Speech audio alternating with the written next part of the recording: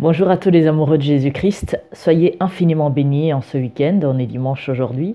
J'espère que vous allez bien. En tout cas, que la paix de Jésus-Christ, que sa joie soit l'objet de vos pensées, que sa joie vous remplisse infiniment. C'est l'apôtre Harmonie. Vous nous retrouverez sur Facebook, donc en tapant apôtre Olivier Cambola officiel, et toujours sur Facebook apôtre Harmonie, et sur YouTube vous nous trouverez sur Centre de Gloire Emmanuel.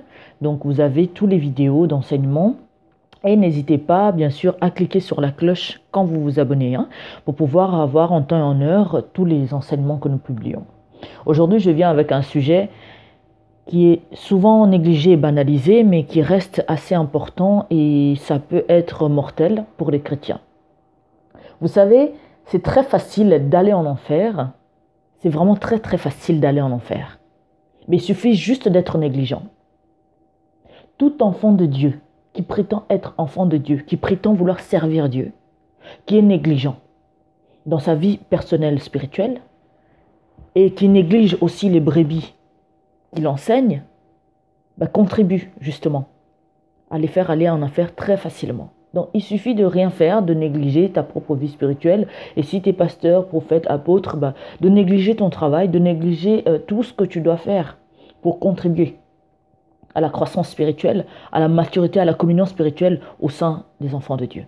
Je vais vous donner des versets vraiment qui parlent, très édifiants, qui parlent. En fait, c'est tout simple à comprendre. Donc, vous avez 2 Chroniques 29, 11.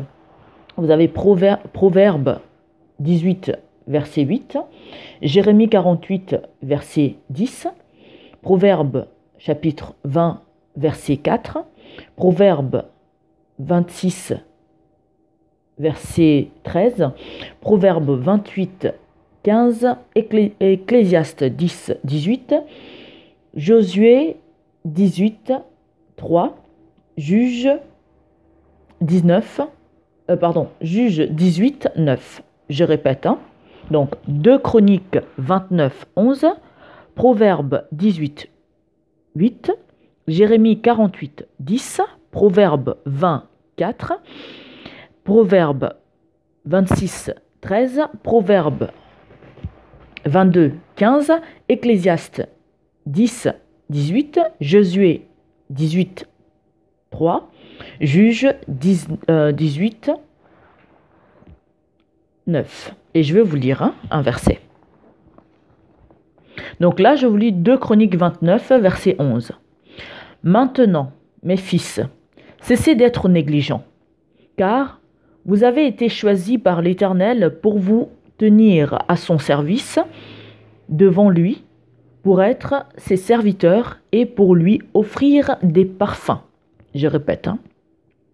Maintenant, mes fils, cessez d'être négligents, car vous avez été choisis par l'Éternel pour vous tenir à son service devant lui, pour être ses serviteurs et pour lui offrir des parfums.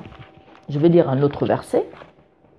Là, je vais lire Proverbe 18, verset 9. Proverbe 18, verset 9. Celui qui se relâche dans son travail est frère de celui qui détruit. Celui qui se relâche dans son travail est frère de celui qui détruit. Le premier verset, on vous exhorte à ne pas être négligent. Le deuxième, on vous explique que celui qui est négligent est exactement comme celui qui détruit. Bien-aimés dans le Seigneur, quand vous êtes enfant de Dieu, vous avez l'obligation morale, vous avez le devoir de veiller à ce que les choses se passent correctement. Que ce soit votre vie spirituelle, vous devez l'entretenir à travers la parole. Donc, tu étudies la parole, tu médites la parole tous les jours pour le comprendre. Tu es à l'écoute du Saint-Esprit, tu marches avec le Saint-Esprit. Toutes les décisions que tu prends, tout ce que tu dois faire dans ta vie, tous les domaines, tu consultes le Saint-Esprit parce que ça te permet de grandir spirituellement quand tu fais ce genre de choses. Et tout. Et en parlant de négligence, par exemple, en tant qu'enfant de Dieu, on ne peut pas se permettre, quand il se passe tout et n'importe quoi au sein d'une église, d'être laxiste, de négliger, de laisser passer. Adam et Ève ont négligé le serpent dans le jardin d'Éden. On connaît les conséquences. Parce que s'ils s'étaient levés contre le serpent, ils l'avaient chassé, ils n'avaient même pas pris la peine de l'entendre et tout, on n'allait pas en arriver là. S'ils étaient fermes dans les règles, dans les prescriptions que Dieu leur avait données, que non, ne mangez pas cet arbre-là, ils n'allaient laisser rien ni personne les influencer. Vous à qui, quand on est en train de dénoncer les mauvais pasteurs, les mauvais serviteurs de Dieu, les mauvais chantres, et que vous vous énervez, vous insultez et tout le reste, vous avez aussi parmi les versets que j'ai cités, Dieu vous dit que vous êtes maudits. Parce que quand il faut se lever contre toutes ces choses-là, quand il faut pointer du doigt ce qui ne va pas, quand il faut dénoncer ce qui ne va pas, quand il faut se lever et dire stop à toutes les abominations qui se passent dans la maison de Dieu, vous êtes les premiers, vous les fanatiques, à parler et à dire n'importe quoi. Sachez que vous êtes maudits. Ces versets-là sont des preuves. Lisez-les correctement. Je ne vous donne pas les versets pour faire plaisir à qui que ce soit. Je ne vous donne pas les versets pour vous donner de la lecture. Mais ces versets-là sont là pour appuyer ce que je dis.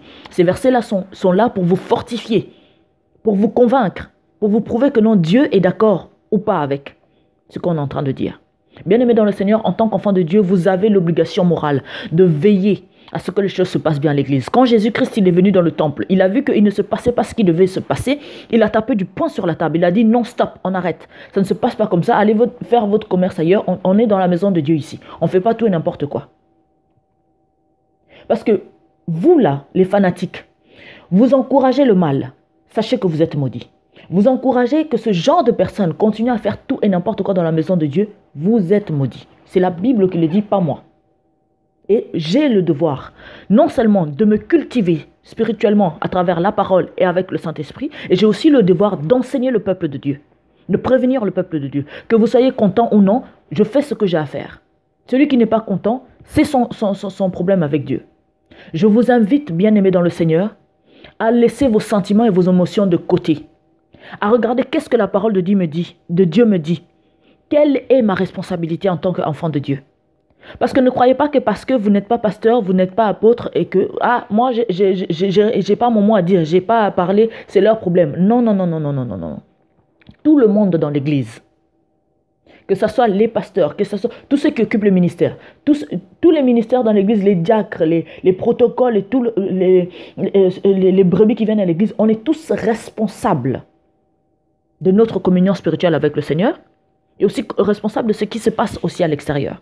Quand on voit quelque chose ne va pas, on doit se lever, on doit parler, on doit faire le nécessaire pour faire en sorte que ça n'arrive plus. Que Dieu vous bénisse infiniment, c'était l'apôtre Harmonie. Je vous laisse méditer là-dessus. Ces versets-là, croyez-moi, quand je les ai lus, j'étais moi-même choquée.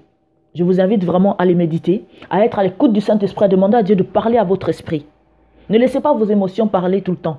Parce que quand tu laisses tes émotions parler, tu ne laisses pas le Saint-Esprit parler. Tu ne laisses pas le Saint-Esprit t'enseigner. Tu ne laisses pas le Saint-Esprit prendre la place.